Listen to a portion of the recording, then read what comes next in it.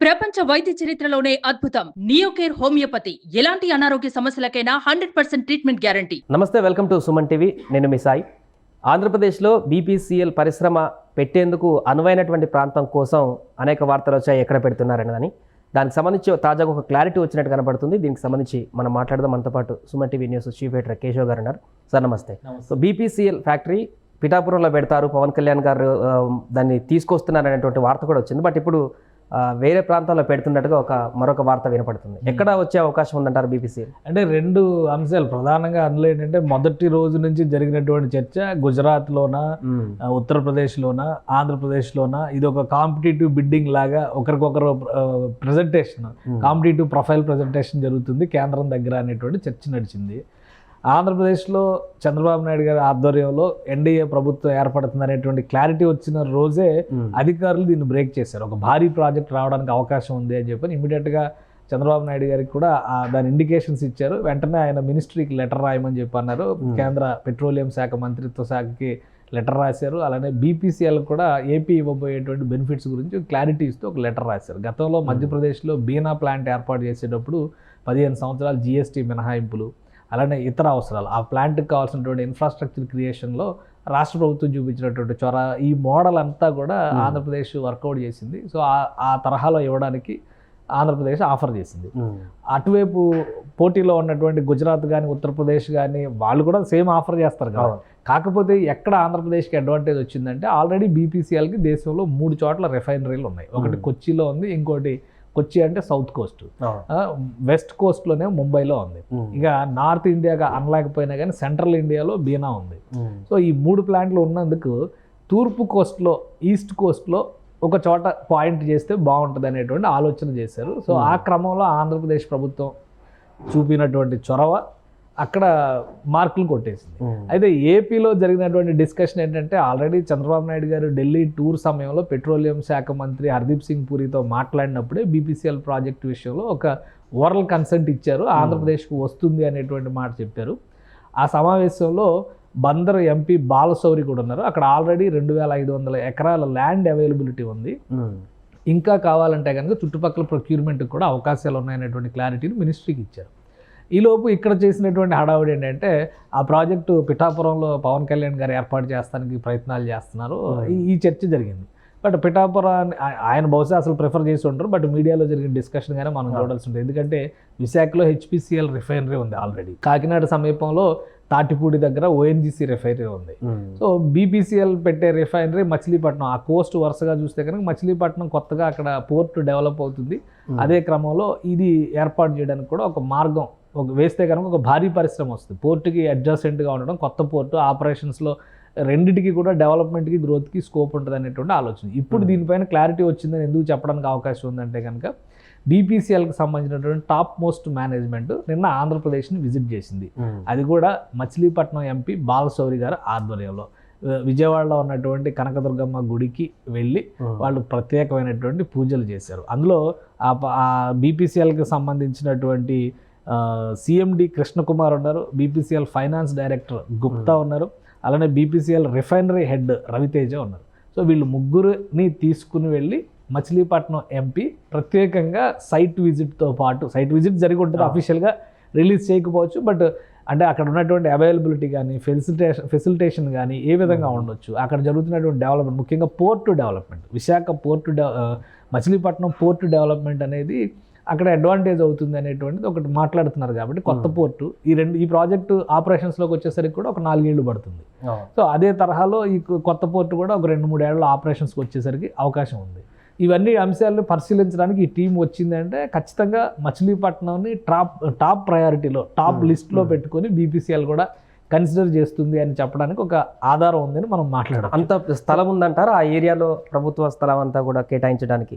అంటే ఒకటి, ఈస్ట్ కోస్ట్లో మీకు ఎక్కడ కావాలన్నా కానీ ప్రభుత్వ భూములే చాలా ఎక్కువ శాతం ఉన్నాయి ప్రైవేట్ ల్యాండ్స్ కంటే. ఎందుకంటే సముద్ర తీరంలో ఉండేటువంటి ప్రాంతం, అలానే అక్కడ ఫారెస్టేషను, అక్కడ ఉన్నటువంటి అడవులకి, అంటే సముద్ర కోతకి అడ్డుకునే క్రమంలో ఉన్నటువంటి భూభాగాలు అన్నీ కూడా ప్రభుత్వ ఆధ్వర్యంలో ఉన్నటువంటివి ఎక్కువ ఉన్నాయి.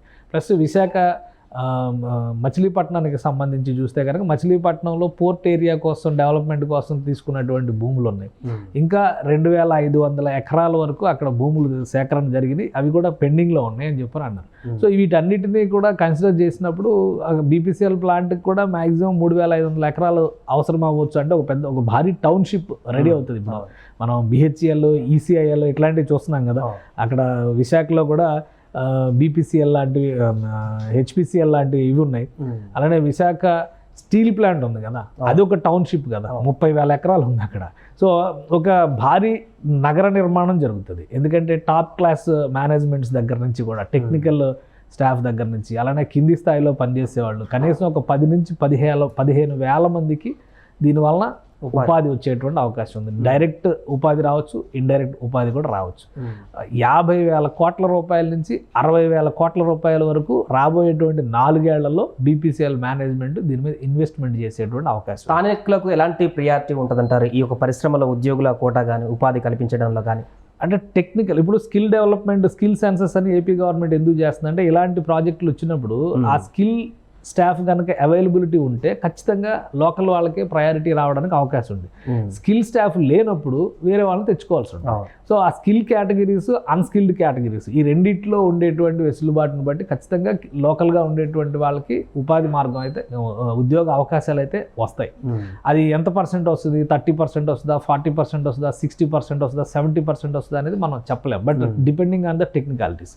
అయితే ఆంధ్రప్రదేశ్లో ఉన్న వాళ్ళకి, స్థానికులు అంటే ఆంధ్రప్రదేశ్లో ఉండేటువంటి వాళ్ళు, ఎందుకంటే ఈ కన్సర్న్డ్ ఫీల్డ్లో పెట్రోలియం, పెట్రోకెమికల్స్ వీటిలో పనిచేసేటువంటి ఎక్స్పీరియన్స్ ఉన్నటువంటి స్టాఫ్ తీర ప్రాంతంలో చాలామంది ఉన్నారు.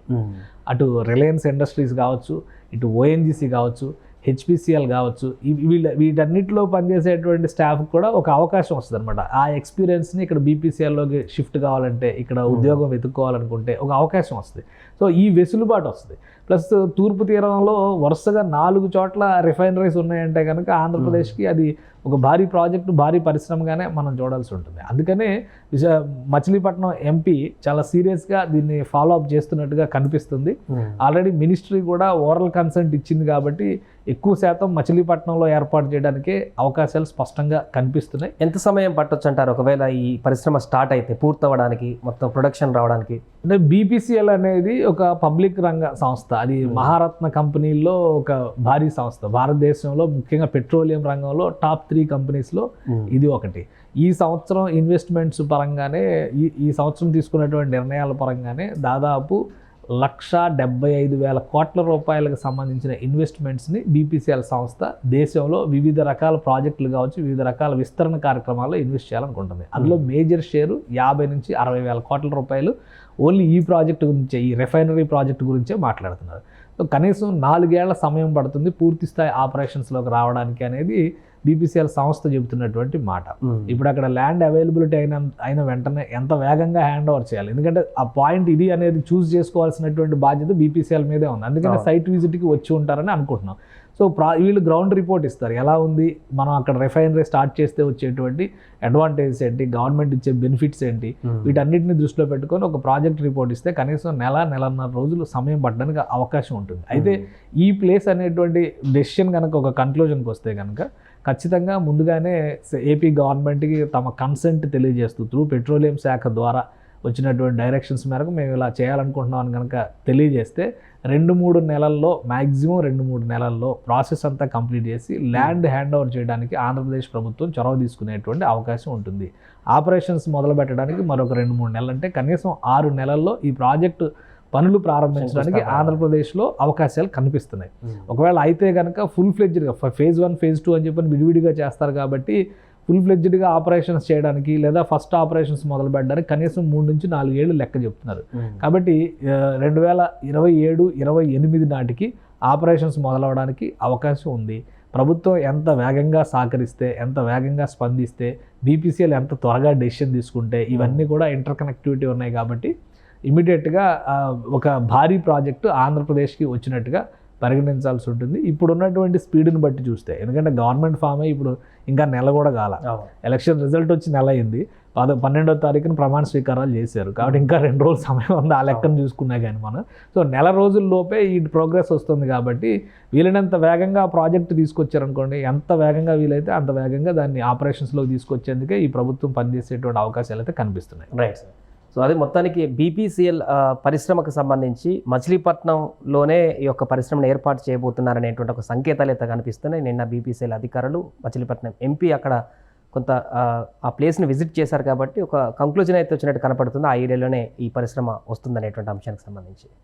సుమన్ టీవీలో మీ పర్సనల్ అండ్ బిజినెస్ ప్రమోషన్స్ కోసం కింది నెంబర్కి కాంటాక్ట్ చేయండి.